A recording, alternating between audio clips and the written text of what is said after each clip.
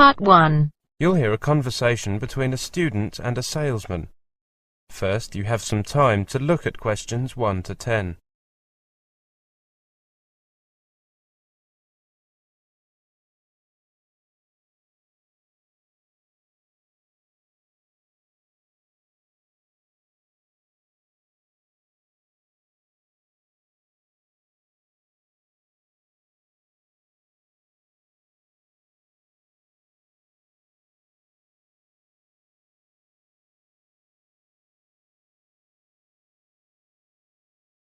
Now listen carefully and answer questions 1 to 10.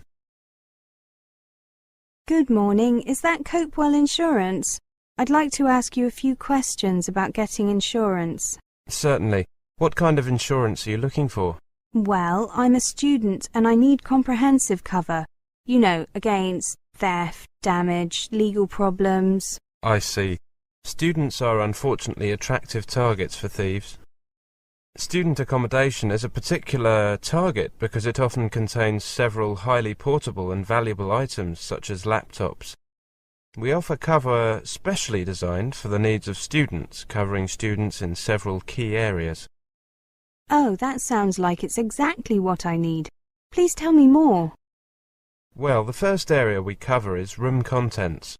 We provide insurance cover for your belongings on a new-for-old basis, including desktop computers against theft, burst pipes, fire, vandalism, storm and flood. Does that also cover me if I live in university accommodation? Yes, it does. It also covers any shared areas in your accommodation and anything you leave in locked storage on campus at any time. Is there a limit on claims of this nature? Yes, there is. Individual items are limited to £2,000 per claim, and the following items are limited to £600 per group per claim. Valuables, musical instruments and any data storage devices apart from computers, such as CDs, DVDs, cassettes and computer games. Clothes are limited to a maximum of £250. However, cover for items above these amounts is available for an additional premium. I see. And how about accidental damage?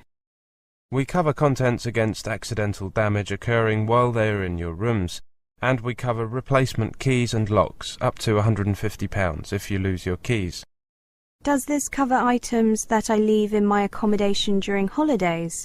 Yes, it does, but the limit is lower, up to £3,000 in total, and there is only cover for up to 35 days. That is if the rooms are unoccupied continuously for 35 days. I understand. Before you hear the rest of the conversation, you will have some time to look at questions. Am I also covered against theft whilst travelling? Yes, you are. I should also point out that your mobile phone is fully covered, and the insurance covers any airtime abuse by the thief up to £150. Great. What about legal and health problems?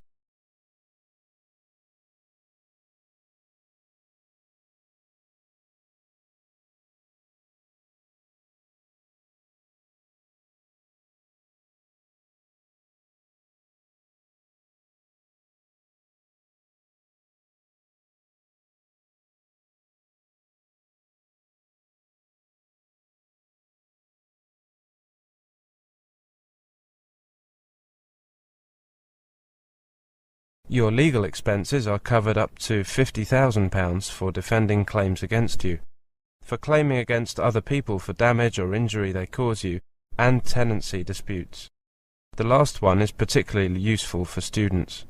Course fees you have paid or are liable to pay in the academic year, up to £5,000 in total, are also covered. If as a result of your illness, death or accident, you have to leave your course early, or if a parent on whom you rely for financial support suffers illness or redundancy. That sounds very comprehensive indeed. Does the special introductory rate still apply? It says here that it's valid until the end of June. Yes, it's still valid. There have been no changes in the terms of the offer. Can I just mention that the following extra cover is automatically included free of charge in all our policies. Our 24-hour helpline, providing advice and counselling on health, drugs, debt, housing, legal and welfare matters, cover for your personal legal liability of up to £1 million, loss or damage to property on loan to you up to £500, loss or damage to your landlord's property up to £5,000, credit card theft up to £500, injury and damage to possessions by mugging or assault up to £5,000, and accidental death of a parent or guardian £5,000. That's exactly what I'm looking for. A fully comprehensive package. I'll come to your office this afternoon. Should I come to see you personally, or...? You can ask for me. My name is Stevens. Right. My name is Shipton. Annie Shipton. OK, I'll see you this afternoon. We normally close the office at 5, but I'll be here until 6 today. Thank you. I should make it before then. Goodbye. Goodbye. That is the end of part 1. You now have half a minute to check your answers.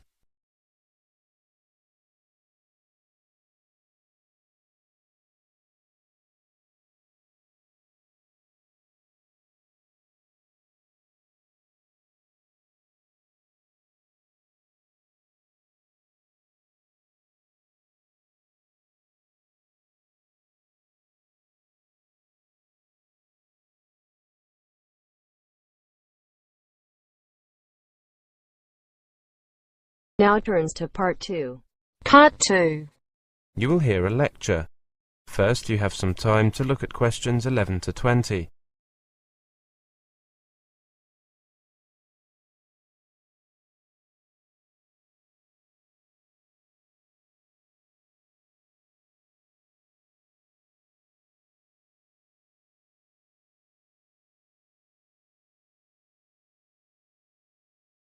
Now listen carefully and answer questions 11 to 20. Welcome to the university. We consider ourselves to be one of the UK's most progressive and innovative universities. We pride ourselves on making a difference to our students, our staff, and to the businesses we work with.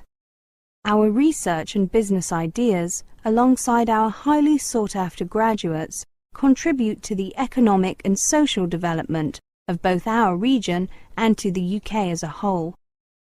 Our teaching method and staff are first-rate and are supported by our world-class applied research. Our students are a diverse group and benefit from a tailored approach that helps them to get the most from their studies. Currently, 13% of all our students are mature and 9% are from outside the UK. Both of these figures are significantly higher for postgraduate students. We offer top-quality teaching and learning facilities and the ability to learn flexibly in a way that best suits their needs. For example, we are one of the UK's leading universities in e-learning and offer a range of distance learning and part-time courses, as well as the more traditional full-time courses. Our partners in industry choose to cooperate with because of our flexible, business-led approach and our high-quality research, facilities and students. Our partners include Sony, BP, the NHS, Network Rail, Cisco, SAP and Microsoft. Our facilities are state-of-the-art, and we have invested heavily in new technology over the last 15 years in order to ensure that our technological capability matches the cutting-edge approach of our teaching. We are recognised as a centre of excellence for teaching and learning, e-learning and employability. Our university plays a key role in the city and region in which it operates. We are located in both heart of Newtown and in its leafy suburbs, and our 28,000 students add to the vibrancy and diversity of the city. Let me tell you a little about our campuses. Right in the heart of Newtown's busy city centre is the university's City Campus, a welcoming modern environment with some of the finest learning and teaching facilities in Europe. Around this hub revolves a flourishing, diverse academic community. Our second campus, only a couple of miles away, is a complete contrast. The tranquil Academia campus is set among lawns and trees in one of Newtown's leafiest suburbs, just as typical of this city, England's greenest, as the bustling city centre. In May 2005, we opened the impressive Health and Wellbeing Building at Academia campus. The £15 million beacon for health and social care education was officially opened by our University Chancellor, Professor Hall, and provides world-class facilities for our health and social care students. Plans for further development of both campuses are already well advanced, with the university planning to replace its third campus at Salt Lane with a new home for the Faculty of Computing, Engineering and Sciences at City Campus. It's not only the university environment that's popular with students. The city of Newtown is a big attraction too. Home to 2 universities with more than 50,000 students, plus Europe's largest further education college and the headquarters of Learn Direct, Newtown is very much a learning city. It's one of the country's most in-demand student destinations, and once they arrive, students enjoy the Newtown experience so much that a higher proportion stay on to live and work here than in any other city outside London. Before you hear the rest of the conversation, you will have some time to look at questions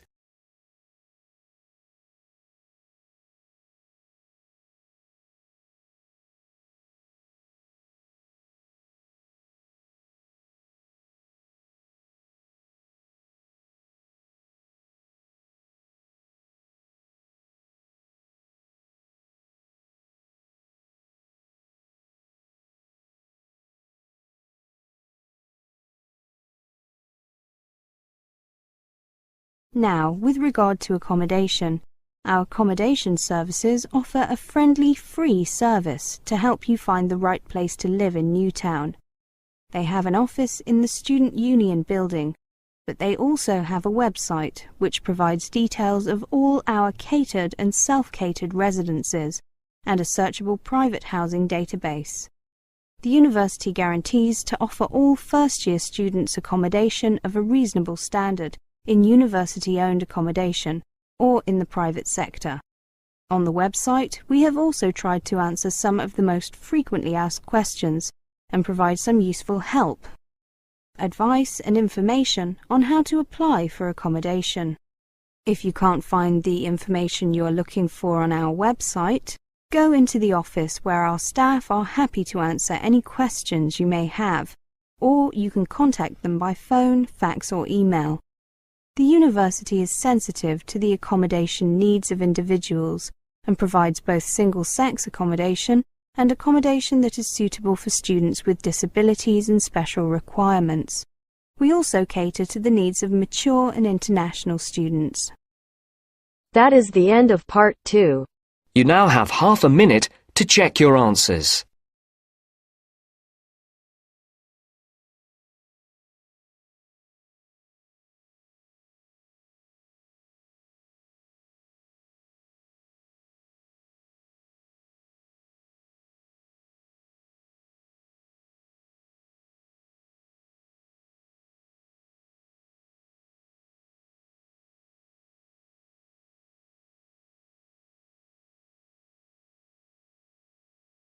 Now turns to part 3. Part 3. You will hear a conversation. First, you have some time to look at questions 21 to 30.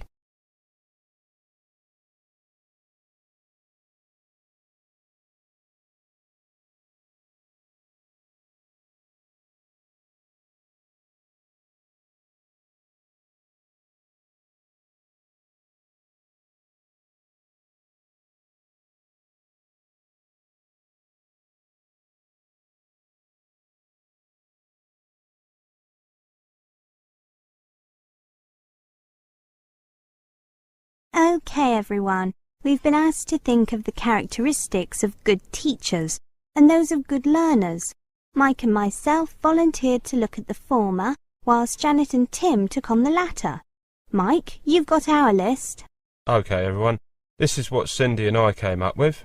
First, the teacher needs to be a good communicator. The teacher needs to be able to speak clearly and to explain what things mean. Taking this idea a bit further, the teacher should have an interesting voice. Schoolwork is often boring enough without having a teacher with a boring voice. Yes, the teacher should sound interested in the subject. This might help the students to be a bit more lively and interested. We also thought that a good teacher should get to know his or her students. We don't mean that he or she should try to make friends with the students. That's generally considered a bad idea at primary and secondary schools. We mean that the teacher needs to know something of their backgrounds and their interests. The third thing is that a good teacher must know his or her subject inside out at the required level. It would be a disaster if the students knew more than the teacher. This means that the teacher must be well trained and fully familiar with the curriculum, not only at the current level he or she is teaching, but also at the previous levels, so that he or she knows what the students already know. Or at least should know. You could say that a good teacher is aware that what is taught is not always the same as what is learnt. Good point, Janet. Our next point is that a good teacher pulls you up one step at a time. They see that the gap between where you are and where you need to go is small enough to breach, so you can move up steadily, one step at a time, but large enough to signify true, real progress. Another thing is that teachers are guides, sometimes even role models for students. Much of one's character is shaped by the teachers. So, as a good teacher, you must be honest and be patient. In addition, a good teacher must dress tidily, so as to set an example and to look professional. So, Janet and Tim, over to you. Before you hear the rest of the conversation, you will have some time to look at questions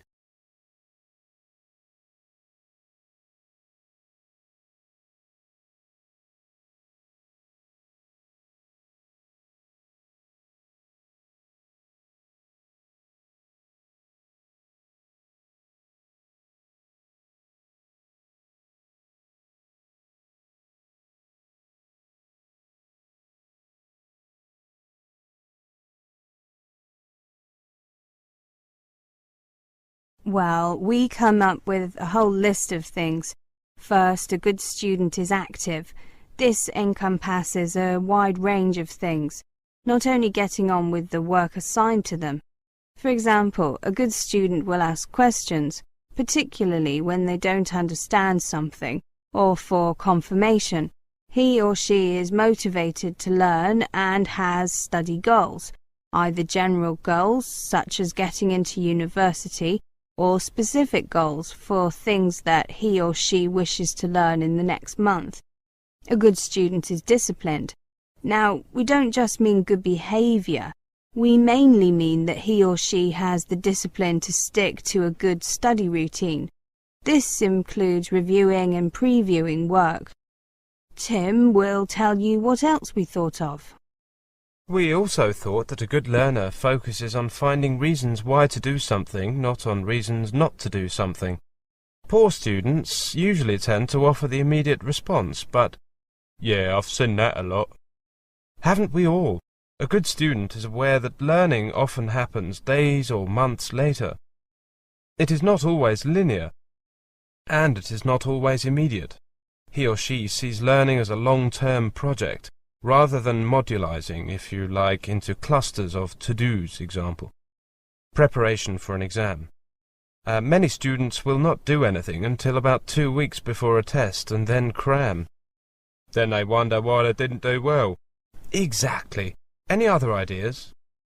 I think that a good student doesn't criticise teachers who have seen it all and done it all, and actually have a better idea of what students need. Nor do good students blame a teacher for his or her own lack of application. He or she accepts suggestions and tries to incorporate them into their learning. I think that the key point is that a good student sets up his or her learning to be enjoyable. That is the end of part 3. You now have half a minute to check your answers.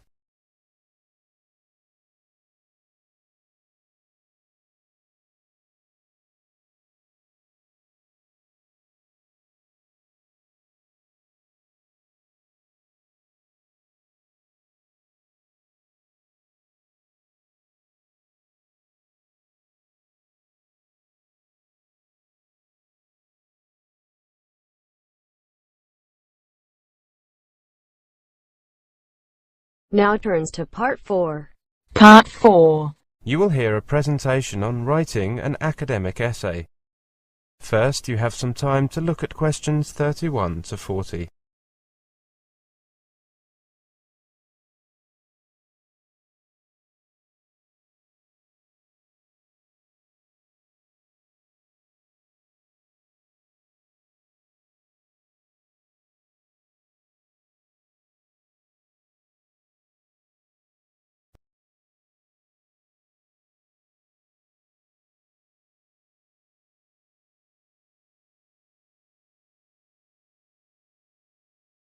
Welcome to this first presentation on writing an academic essay.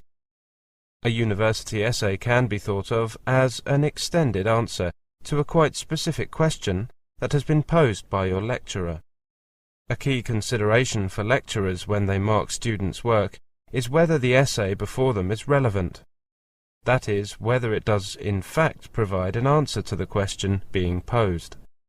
For this reason, it is important when you prepare to work on an essay that you spend a reasonable amount of time reading and mulling over the essay topic so that you understand precisely what is being asked.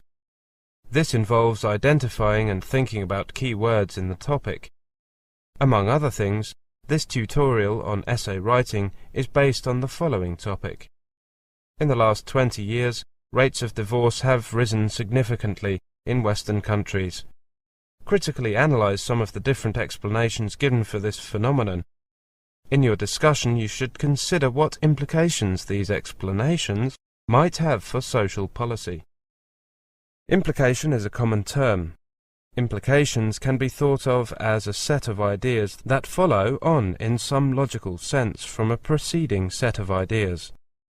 In the case of this essay, the preceding set of ideas are the explanations for rising divorce. What is required then is that students consider what social policies might follow on from each of the different explanations considered. Note that the word phenomenon refers here to rising divorce.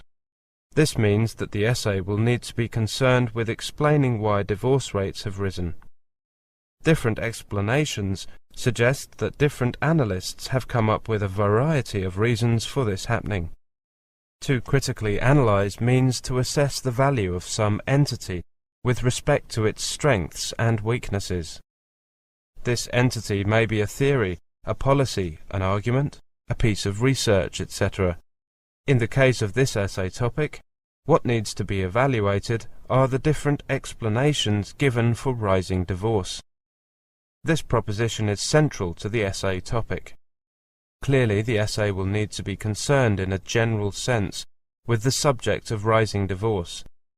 It is also important to note those terms which limit the subject in some way. In this case, to a particular place, Western countries, and to a particular time, the last 20 years. I asked 3 different students, spent some time analyzing the divorce essay topic. On the following 3 slides, you can read each of their interpretations of the topic. After reading each, decide whether you think it is a reasonable interpretation of the topic. This slide shows student A's analysis. This essay topic is about divorce in Western countries.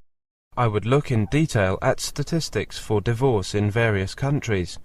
I would then turn to the effects of divorce, as discussed by various sociologists. I would describe the effects divorce is thought to have on parents and on children. Then I would consider what social policy solutions there are for the problems arising from divorce. Student B wrote, "For this essay, I would focus on why rates of divorce have increased in Western countries. To answer this question, I would give my own critical explanation, focusing on what I know from experience are the reasons why couples choose to divorce. I would then interview a number of divorced people I know, asking them what the reasons were for the breakdown of their marriage.